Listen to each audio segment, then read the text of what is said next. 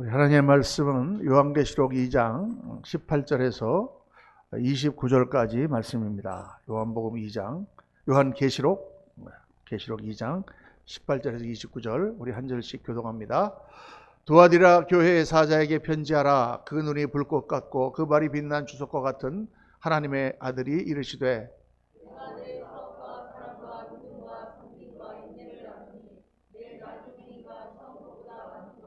그러나 내게 책망할 일이 있노라. 자칭 선지자라 하는 여자 이세벨을 내가 용납함이니 그가 내 종들을 가르쳐 꾀어 행음하게 하고 우상의 제물을 먹게 하는도다.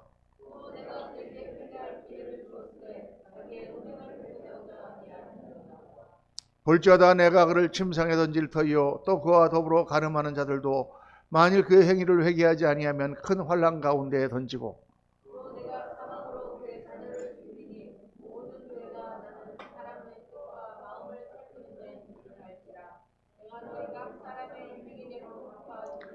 두아디라에 남아있어 이 교훈을 받지 아니하고 소위 사탄의 깊은 것을 알지 못하는 너에게 말하노니 다른 짐으로 너에게 지울 것은 없노라. 이기는 자와 끝까지 내 일을 지키는 그에게 만국을 다스리는 권세를 주리니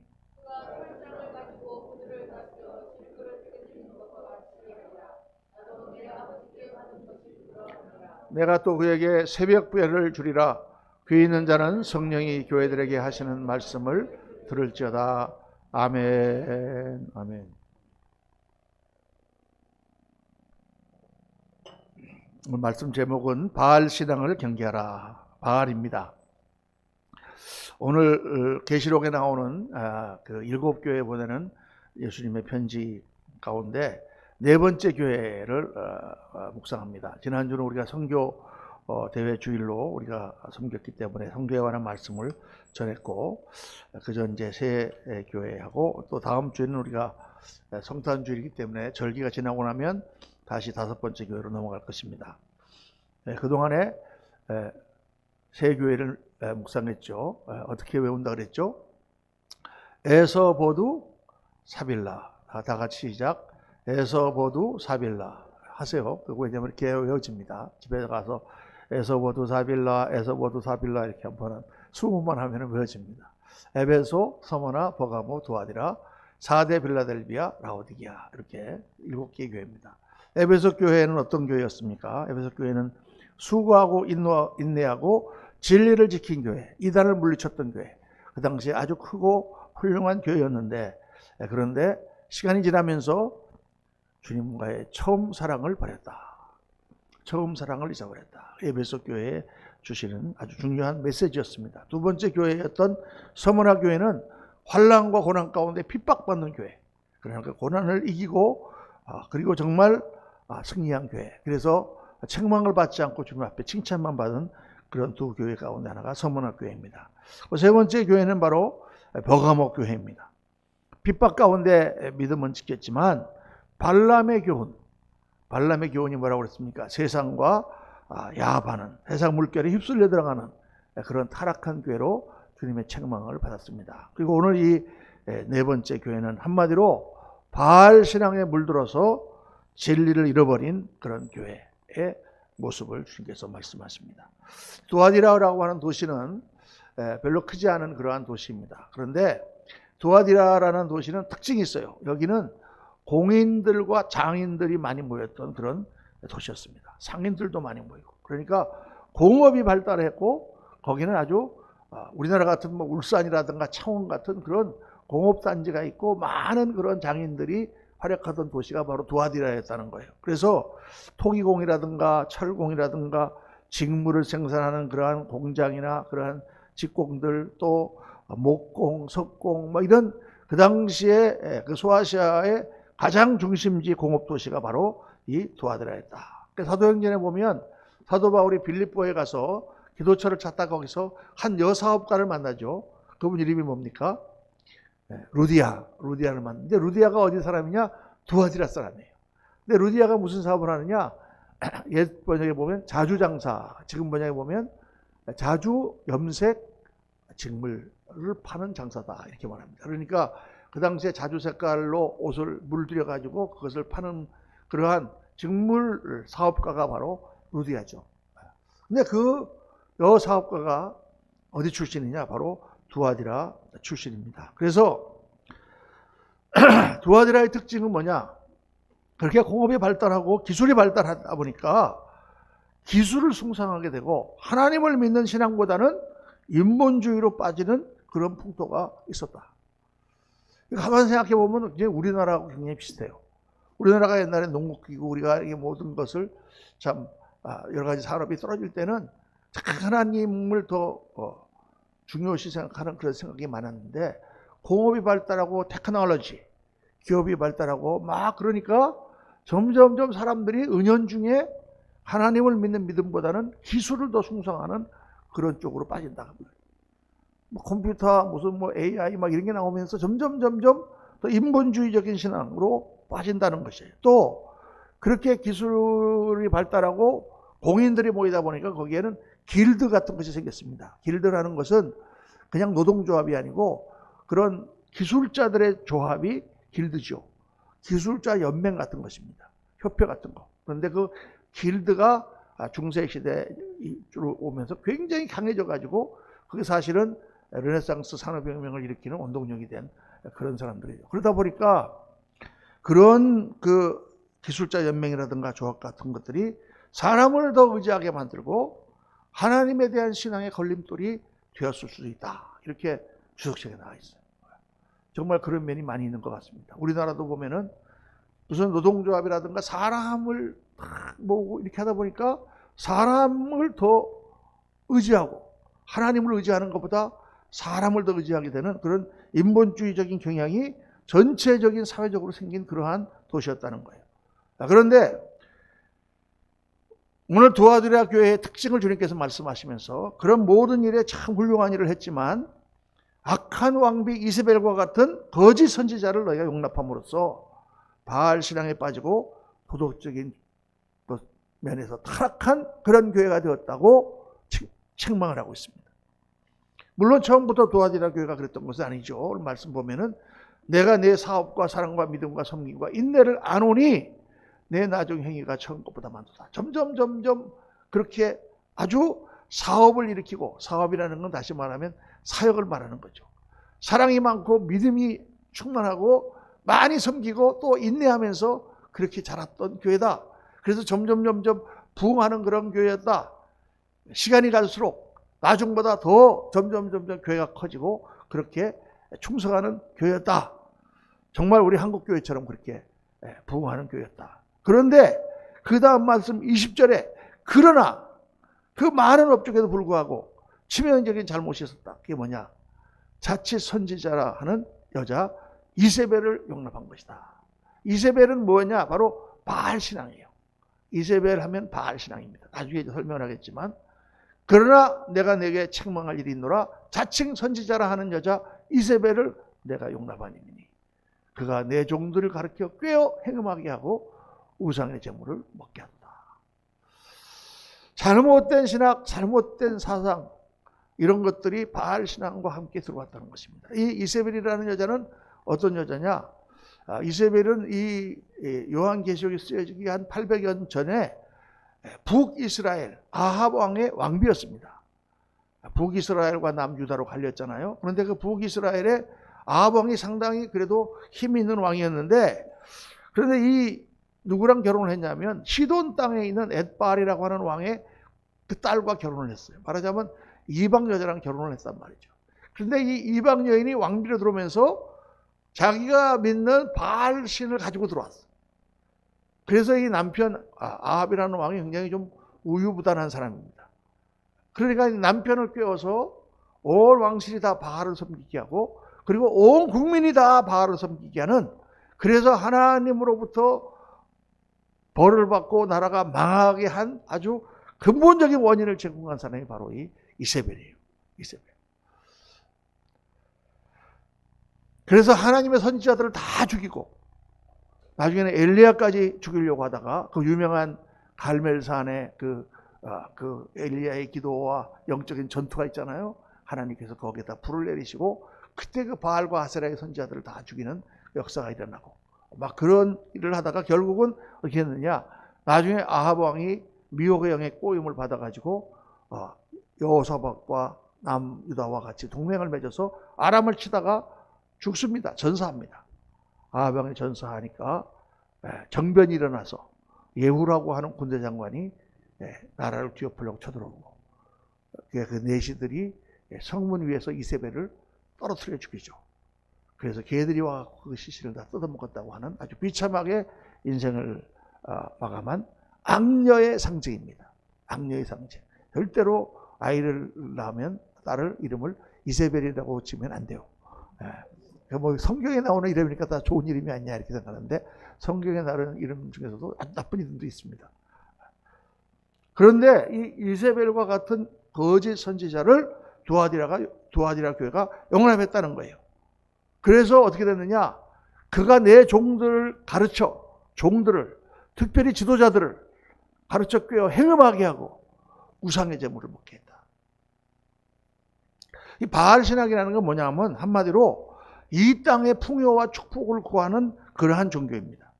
바알은 무슨 신이냐? 풍작의 신이에요. 풍작의 신.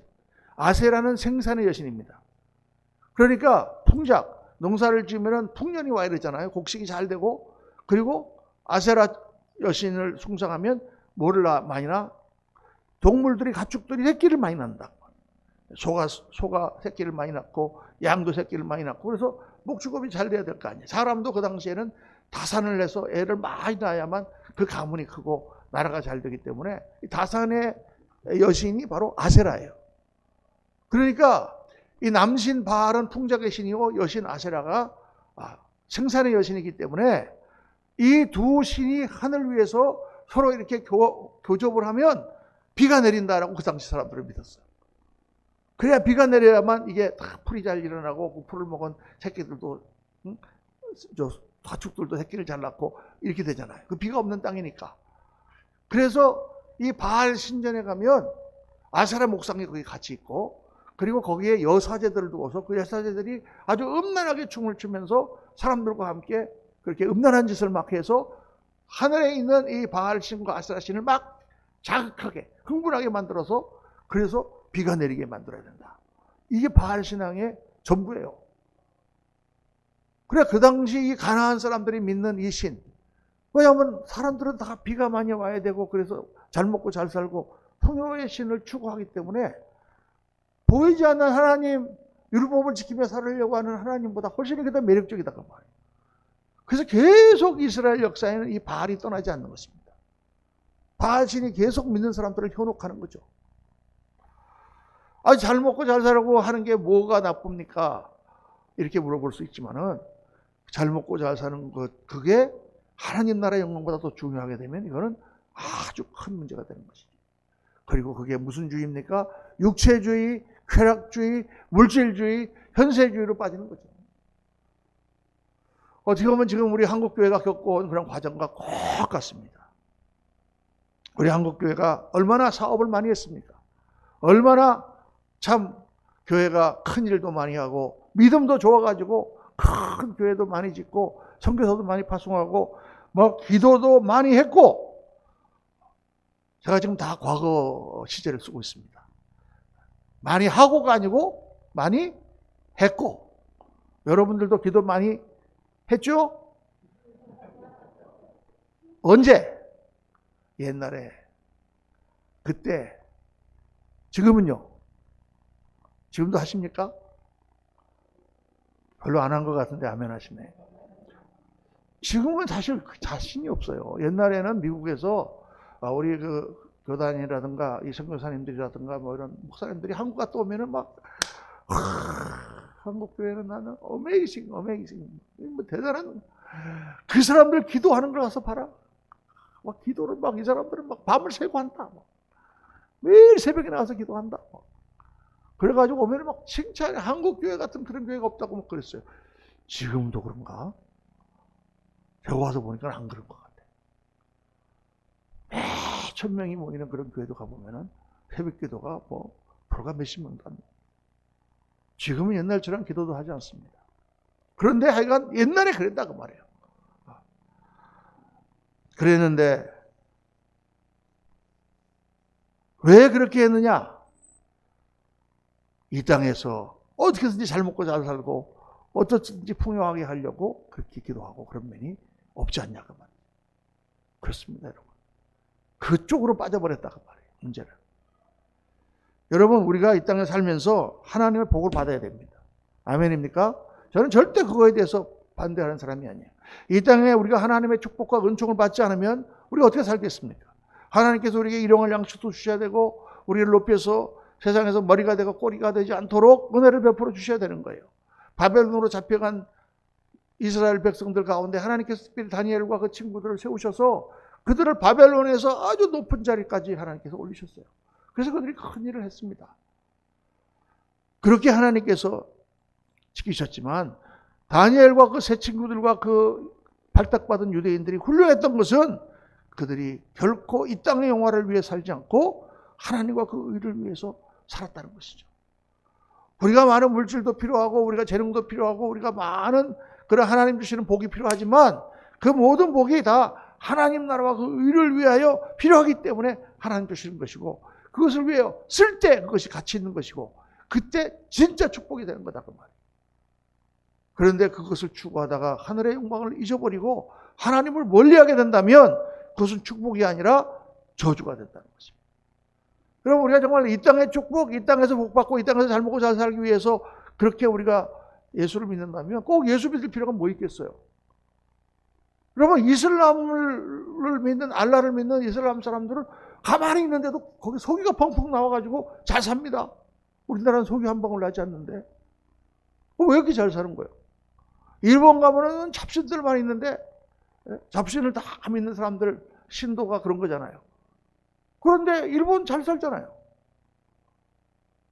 근데 여러분, 세계에서 제일 전도가 안 되는 나라가 일본과 대만 그리고 아랍 제국들 그리고 인도입니다. 인도 같은 나라는 그냥 여러 가지 잡신이 섞여가지고 그거 다 믿으면 좋은데 예수를 믿고 세례를 받는 사람은 무조건 집안에서 쫓아내고 그렇게 핍박을 해요.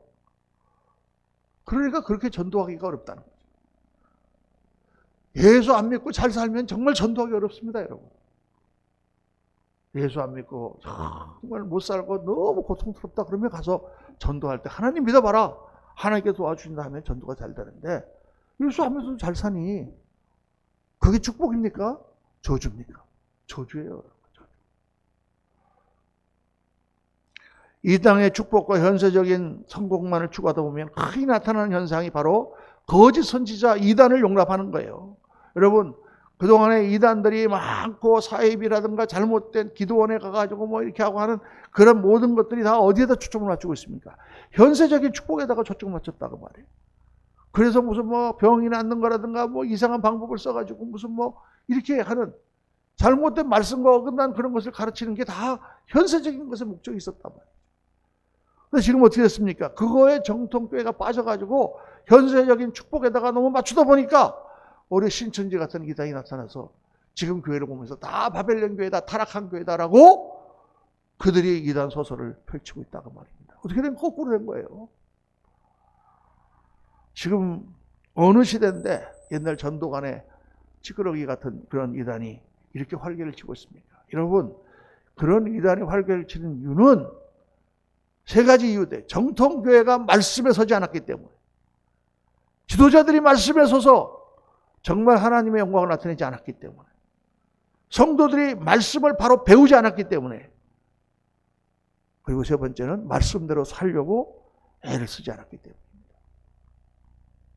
저는 이렇게 와서 성역 공부를 이렇게 같이 좀 많이 좀 하고 싶은데 또 이게 코로나하고 그래갖고 좀 그렇습니다. 내년부터 시작하려고 합니다만은 제가 놀란 거는 신앙생활을 오래 하고 열심히 하고 훌륭한 그런 믿음의 직분을 가진 그런 사람들하고 말씀 공부를 해보면 하나도 몰라요. 너무나 몰라요. 그런데도 교회 생활을 하는데 아무 문제 없고 은혜 받는데 아무 문제 없이 살아왔다고 말이죠. 그런데 이렇게 말씀이 서지 않기 때문에 어떻게 되느냐? 이단에 빠지는 것입니다. 누가 와갖고 이렇게 호끄닥하고 성경 공부하자 그러면 넘어가는 거죠. 또 말씀을 배우려고 하지 않습니다. 지금까지 살아오는 신앙으로 뭐 다 은혜 받았으니까 괜찮다고 생각해요. 여러분, 은혜 받아가고 괜찮은 게 아닙니다. 우리가 그냥 먹고 살다가 죽는 게 아니에요, 여러분. 하나님 우리가 맡겨주신 일을 해야 되잖아요. 일을 하려면 말씀의 기초가 단단히 서 있어야 됩니다. 말씀의 기초가 없으면 안 돼요. 또 말씀대로 살려고 애를 써야 된다 그 말이에요. 성결한 삶과 정말 말씀대로 거짓되지 아니하고 진실한 삶을 살도록 애를 써야 되는데 예수 믿는 사람들이 다 그렇게 애 안 씁니다. 다 그러죠. 그런 거지 뭐 그냥. 또 뭐 교회라는 게 다 사랑으로 용납해 주는 거지 뭐. 꼭 그렇게 뭐 살아야 되나요, 목사님 뭐. 교회에서도 뭐 이렇게 죄를 짓고 그래도 뭐 그래요. 뭐 은혜로 그냥 넘어갑시다. 두리뭉실 이렇게 하는 게 다 우리 교회의 일반적인 경향이 다 돼버렸어요. 그래서 옛날에 60년대까지만 하더라도 교회에서 무슨 직분 자금을 잘못하면 징계, 근신, 세례를 못 받아 당신은. 교회를 나와도 모든 직무정지 막 이런 게 다 있었거든요. 나중에 안 되면 출교 막 이런 게 있었는데 언제부턴가 우리 한국교회에서는 징계라는 말은 말만 있지 사실은 없어요. 심지어는 목사가 큰 죄를 범해도 교단에서 그걸 퇴출시키지 않고 그냥 한 1, 2년 지나면 다시 받아주는 이런 교회가 됐다. 제가 뭐 징계를 좋아해갖고 뭐 징계하자 지금 그거 주장하는 게 아닙니다. 우리가 말씀대로 살려고 노력을 안 한다 그 말이에요. 오늘 이 시대 성도들이 목사들부터가 말씀대로 살려고 노력을 안 해. 그러니까 어떤 경향이 있느냐? 이 바알 신앙이라는 이 세상의 현세적인 축복으로 빠지다 보면은 반드시 나타나는 현상이 도덕적인 타락이 일어나는 거예요. 오늘 말씀 나오잖아요. 그가 내 종들을 가르쳐 꿰어 행음하게 하고 종들을 꿰어서 행음하게 하고 교회 평신도들을 저리 가라고 교회 지도자들이 목사님들이 참 얼마나 그런 얘기를 많이 듣는지 모릅니다. 성결을 잃어버리는 것입니다. 세상의 즐거움과 이익을 위하여 거짓말을 하고 모였다 그러면 싸움을 하고 성적으로 타락하고 교회나 교단 같은 데 가서 이 싸우는 걸 보면 정말 기가 막힙니다. 이게 정말 하나님 나라를 위한 종들이 모인 그런 곳인가? 그게 어느새 그게 당연한 것으로 돼버렸어요. 모든 교단들을 보세요. 가보면 목사님들이 총회를 자기 교회에서 하는 걸 엄청나게 두려워합니다. 왜냐하면 봉사하는 권사님들의 집사님들이 다 목사들이 싸우는 걸 보니까. 그게 어디 하나님 나라를 더 잘 전파하고 하나님의 의가 나타나기 위해서 이렇게 싸우니까 다 자기 지위, 자기 명예, 자기 자존심, 자기 이익 그런 것들 때문에 싸운다고 말해요. 오늘 주님께서는 말씀하십니다. 21절에 내가 또 그에게 회개할 기회를 주었으되 자기 음행을 회개하고자 하지 아니하는도다. 여러분 회개의 때가 왔습니다. 지금 회개하지 않으면 하나님의 큰 징계가 임할 것이라고 저는 생각합니다. 지금이야말로 회개해야 할 때다. 제가 오늘 주보에 이빌립 선교사라고 제가 오랫동안 한 30년 같이 이렇게 우리 교단에서 파송받고 또 제가 잘 아는 선교사가 중국에서 사역을 하다가 지금 이제 중국에서 다 쫓겨나게 돼서 지금 이제 미국에 가서 이분은 광야의 기도원에 가 있어요. 거기서 기도하고 수도하면서 교회를 위해서 또 한국을 위해서 기도하고 있습니다. 근데 거기서 가끔 메시지가 한번 오는데 충격적인 메시지가 와서 제가 싫었습니다. 회개해야 될 때다. 회개해야 될 때다. 회개의 기회를 주었을 때 회개하지 않으면 어떻게 한다고 그랬어요? 그를 침상에 던지는데 그 침상이 어떤 거예요? 큰 환란 가운데 던지겠다. 고통의 침상, 질병과 궁핍과 환란의 침상에 던지겠다고 말씀하고 있습니다. 그래서 또 뭐라고 하십니까? 내가 사망으로 그의 자녀를 죽이리니 모든 교회가 나는 사람의 뜻과 마음을 살피는 자인 줄 알지라. 내가 너희 각 사람의 행위대로 갚아주리라. 여러분, 하나님은 공의의 하나님이세요. 말씀대로 반드시 심판하십니다. 그런데 우리가 이 땅에 보면 도처에 불공정한 일들이 많잖아요. 이렇게 나쁜 놈들이 그냥 오래오래 잘만 살고 죽을 때도 편안하게 죽고 어떻게 의인들이 고난을 당하는가. 이렇게 우리가 얼핏 보면 그렇습니다. 그런데 길게 한번 보세요. 길게. 그들의 결국이 어떻게 되는가. 그들의 자녀들이 어떻게 되는가. 그러면 하나님은 공평하신 분이다라는 말이 나옵니다. 미국에서 이제 제가 한 30년 목회를 하고 한국에 들어왔지만 미국에서 큰 교회도 있고 작은 교회도 있습니다. 작은 교회 가보면 정말 너무 상황이 열악하죠. 목사님 개척한다고 뭐 교인들 한 1, 20명 모아갖고 이제 창립 예배 한다고 가보면 목사님이 앞에서 찬양인도 이제 막 하고 있고 그 옆에 이제 딸내미가 이제 피아노 반주하고 건반 반주하고 있고 아들내미는 드럼 치고 있고 사모님은 거기서 주보 돌리고 있고 그걸 보면은 너무 마음이 아파요. 그런데 누가 그러는 거야.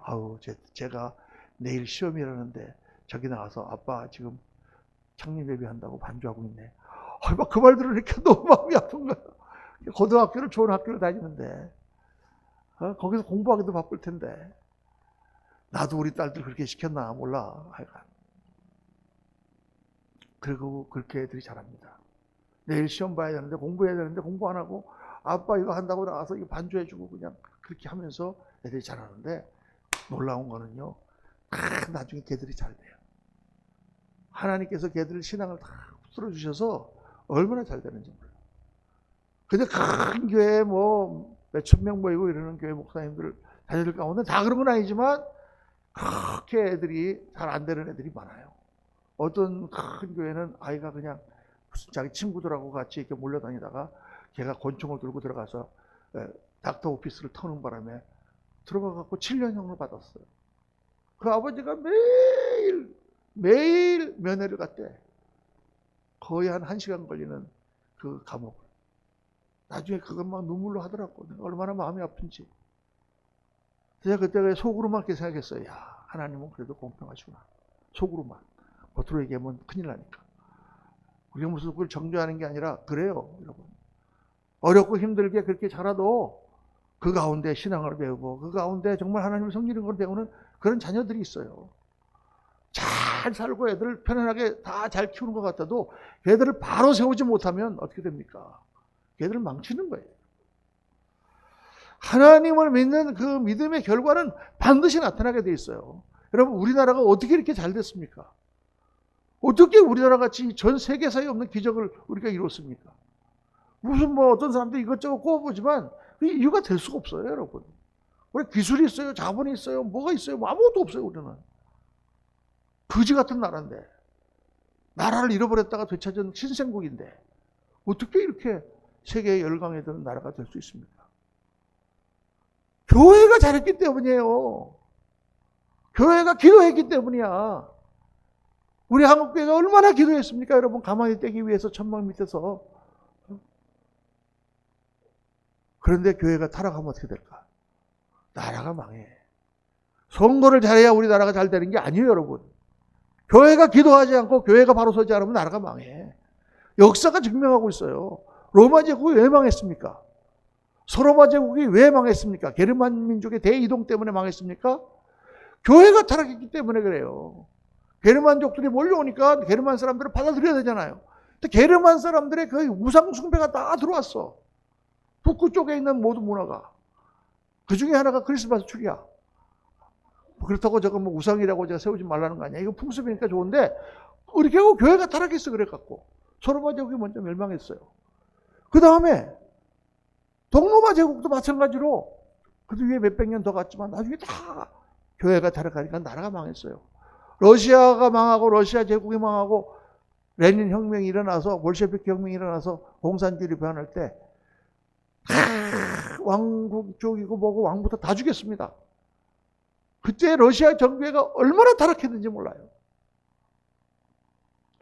독일이 망할 때, 독일이 2차 대전을 일으키고 망할 때, 독일의 그 유명한 루터 교회가 다 히틀러랑 야합하고 히틀러를 지지하고 지원했던 그런 교회였어요. 교회가 타락하니까 나라가 망하는 거예요, 여러분. 창세기 6장에 보면 제가 한번 설교했습니다만은 거기에 노아의 홍수가 일어나기 전에 일어난 사건이 기록되어 있죠. 6장 1절부터. 사람들이 많아지니까 어떤 일이 일어났다 그랬어요. 하나님의 아들들이 사람의 딸들의 아름다움을 보고 그들을 취하여 아내를 삼는지라. 하나님의 아들들이 사람의 딸들을 취하여 아들을 삼는 게 도대체 무슨 일이냐? 많은 주석가들이 하나님의 아들은 천사라고 그래요. 무슨 천사가 와서 사람하고 결혼합니까? 그 말이 아니에요. 그 앞뒤 문맥 4장부터 쭉 읽어보면 거긴 족보가 나와요. 아담으로부터 내려오는 하나님의 족보가 나오고 가인으로부터 내려오는 그런 세상의 족보가 나와요. 에덴 동편 노 땅에다가 건설을 시작하고 라멕이라든가 그런 그 제국들을 만든 바벨론 문명이 나온단 말이에요. 하나님의 아들들이, 하나님의 백성으로 살아가야 할 사람들이 세상의 딸들의 아름다움에 취하여 그들에게 빠져들어갔다 그 말이에요. 그래서 결국 어떻게 됐습니까? 홍수 대심판이 오는 거예요. 홍수 대심판이. 이거는 굉장히 중요한 사실입니다, 여러분. 한국교회에다 크게 외쳐야 되는 거예요. 교회가 타락하면 나라가 망해요. 모든 교회가 타락하면 세계가 망해요. 하나님의 심판이 옵니다. 왜? 희망이 없어지잖아요. 하나님께서 이 온 세계를 왜 운영하고 계십니까? 하나님의 나라를 세우려고 하시는데 하나님의 나라가 교회가 타락하면 누가 세울 거예요? 그러니까 심판이 오는 것입니다. 한국의 운명은 한국 교회에 달려있는 거예요. 많은 분들이 그래도 목사님 우리가 좀 복을 받아야 되잖아요. 복을 받아야죠. 우리 성도님들이 다 복 받기를 저는 너무 간절히 기도하고 다 잘 되기를 바랍니다. 구약에 보면은 가나안에 들어가는 백성들이 산이 있어요. 둥그란 쌍둥이 산이 있어요. 별로 높지 않은 산인데 하나는 에발산이고 하나는 그리심산이에요. 에발산 백성들을 두 대로 나눠서 한쪽은 그리심산으로 올라가게 하고 한쪽은 에발산으로 올라가게 해라. 하나님 말씀하셨어요. 그리심산에 올라간 백성들은 축복을 선포하는 거야. 이 땅이 잘 될 거다. 너희들은 복을 받을 거다. 아무리 가물어도 하나님은 너희를 지켜주실 거다. 축복을 선포하고. 에발산에 가면 내가 아무리 노력해도 너네는 다 망할 거다. 너네는 전부 다 자손이고 뭐고 잘 안 될 거다. 아니 지금 약속의 땅 가나안 땅에 들어갔는데 하나님의 백성들을 왜 두 표로 나눠서 하나는 축복을 선포하고 하나는 저주를 선포하게 하셨냐 그 말이에요. 그건 뭔 말씀합니까? 약속의 땅 가나안 땅에 들어갔지만 그 중에는 하나님의 말씀을 잘 순종하고 축복을 선택한 사람이 있고 하나님의 말씀을 불순종해서 저주를 택한 사람이 있다 그 말이에요. 그러니까 신명기 10장에 내가 복과 저주를 내 앞에 두노니 너는 너희를 위하여 복을 선택하라. 하나님의 말씀을 듣고 순종하는 건 당장이 어렵고 힘든 것 같지만 그것은 우리에게 복이 되는 것이요 나의 자손들에게 복이 되는 것이요 하나님의 구약의 쓰임을 받는 축복의 땅 그리심산에 올라가는 것입니다. 잠시 이 세상의 삶이 쉽고 편하다고 세상에 빠져들어가면 그거는 저주의 산 에발산으로 가는 거예요. 똑같은 하나님의 백성들 여러분 구원을 놓치지는 않는다 손치더라도 하나님의 쓰임을 받고 영광스러운 인생을 살아야 되잖아요. 이번 주 수요일 날 설교가 문화의 비유 마지막 비유인데 거기 뭘 말씀합니까? 다 똑같은 문화를 받았어요. 똑같은 생명을 다 받았어요. 부자나 가난한 자나 잘난 놈이나 못난 놈이나 다 받았어요. 그걸로 끝입니까? 생명 받고? 아니죠. 그 받은 생명을 가지고 어떠한 인생을 사느냐는 그 사람에게 달려있는 거예요. 그것처럼 주님께서는 다 똑같이 은혜를 주셨어요.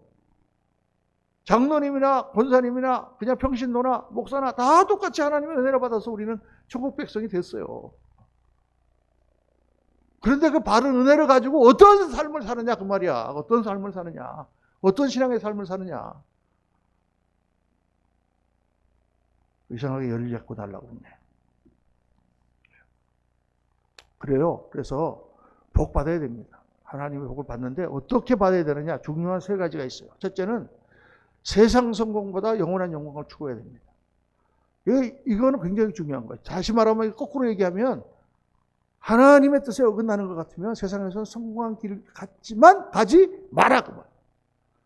세상에서 이익을 하면 잘 될 것 같지만 하나님의 뜻에 어긋나고 하나님의 영광을 가리는 것 같으면 하지 마라. 그 말. 거짓말을 하지 마라. 그 말. 세상 성공보다 영원한 영광을 추구해야 된다. 다니엘과 세 친구들이 바로 그거죠. 그들이 우리에게 하나님이 그들을 높이셔서 왕을 섬기는 술 맡은 관원 막 이런 자리로 다 니에미나 올라가잖아요. 총리 대신으로 올라가잖아요. 근데 그들은 정말 그렇게 어마어마한 영광과 높은 자리에 올라갔지만 하나님을 섬기는 것에 있어서는 초도 타협하지 않았습니다.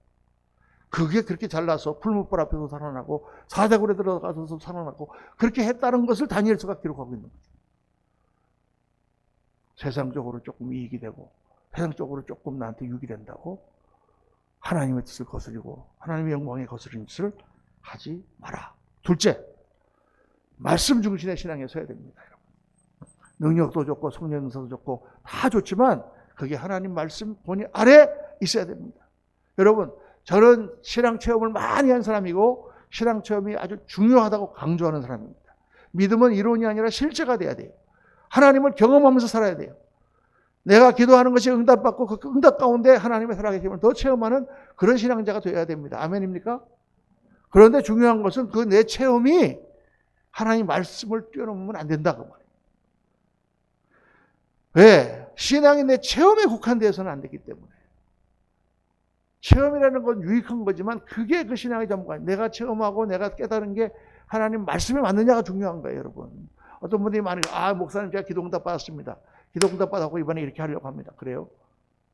뭐 그 기도응답 받은 것이 하나님 말씀 보시기에 맞습니까? 어떻게 그것이 기도응답인 줄 알아요? 어떻게 그게 하나님 음성인 줄 알아요? 내 생각일 수도 있지. 자기가 그렇게 생각해놓고 기도응답 받았대. 머리에 떠오르는 건 다 기도응답입니까? 그렇지 않다 그 말이에요.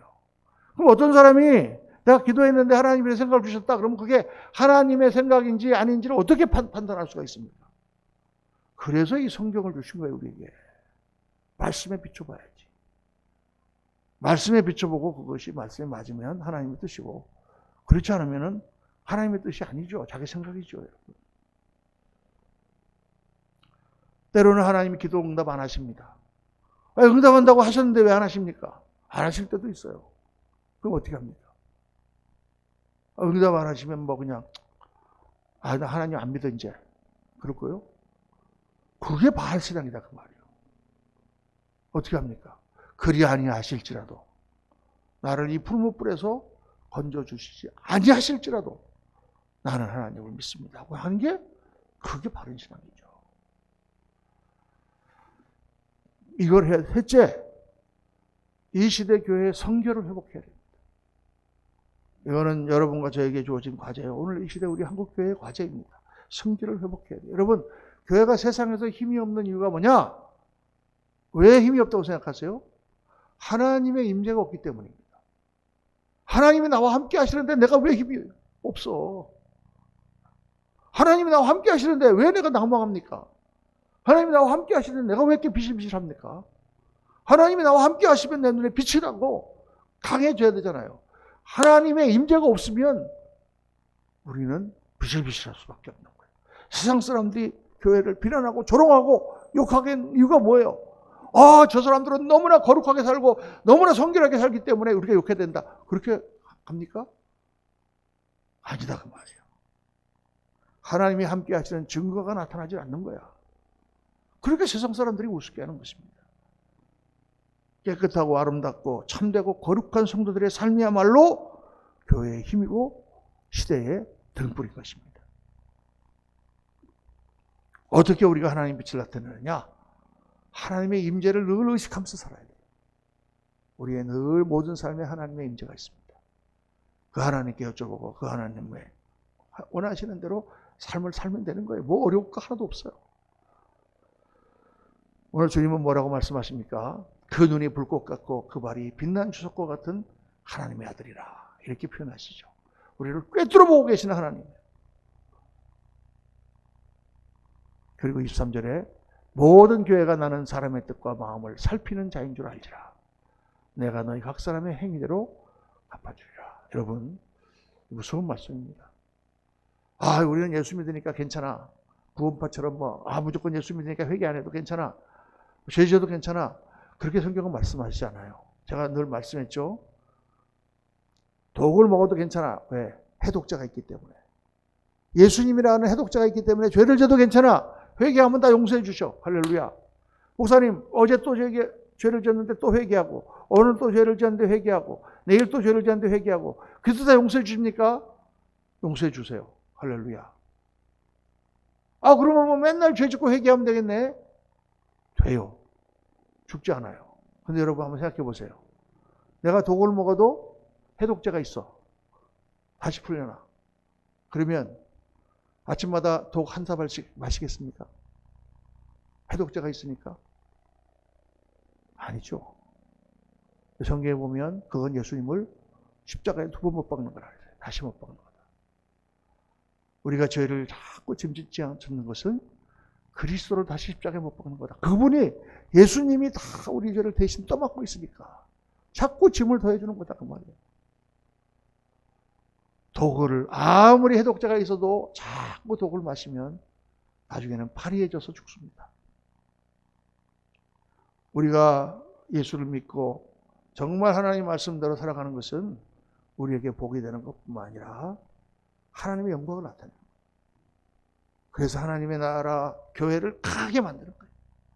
예수 믿는 사람이 다 그렇게 강하게 살아야 됩니다. 어디에서 바벨론과 같은 세상에 들어갈지라도 다니엘과 그 세 친구들처럼 그렇게 살아야 됩니다. 그렇게 살 때 빛이 나고 하나님의 역사가 나타나고 예수 믿는 사람들이 늘어가고 늘어나지 않을지라도 하나님 나라에 등불이 켠 그러한 등잔과 같이 빛을 발하게 되는 것이죠. 여러분, 하나님이 없는 육신적인 물질적인 풍요는 우리를 망치게 합니다. 이 세상의 성공은 잠깐이에요. 약속하신 권세는 영원한 권세입니다. 주님은 새벽별의 권세를 주신다. 예수 그리스도를 말하는 것이죠. 영원한 권세를 우리에게 주신다. 우리가 이 땅의 영광을 위해서 예수 믿지 말고 영원을 소망하며 예수를 믿어야 됩니다. 이따 우리 부를 찬송에 나의 영원하신 기업 생명보다 귀하다. 영원하신 기업이 우리 예수 믿는 사람들의 항상 눈앞에 있는 목표가 되어야 됩니다. 그러면 하나님이 이 땅의 것도 다 알아서 주십니다. 이 시대를 주님은 패역하고 음란한 세대라고 말씀하셨는데 정신을 바짝 차리고 시선을 고정시키지 말고 하늘을 향하여 고정시키고 그렇게 앞으로 전진하시는 저와 여러분 되시기를 예수님 이름으로 축원합니다. 기도하겠습니다. 아버지 하나님, 두아디라와 같이 기술이 발달하고 정말 많은 그러한 세상적인 것들이 발달하면서 우리들의 믿음은 점점 세상적인 것을 향하고 살아계신 하나님을 믿는 믿음이 약해지는 그러한 때입니다. 아버지 하나님, 교회가 그리스도의 빛을 나타내지 못하고 그 열심, 그 기도, 그 영성이 다 어디에 갔는지 찾아보기 힘든 그러한 시기입니다. 저희들 정말 다른 사람 판단하지 아니하고 나부터 정말 주님 앞에 기도하며 회개하며 하나님 앞에 바로 서서 마지막 때에 주님의 역사를 체험하는 저희들 다 되도록 은혜 베풀어 주옵소서. 우리 우주 예수 그리스도 이름으로 기도하옵나이다. 아멘. 네, 찬양하겠습니다.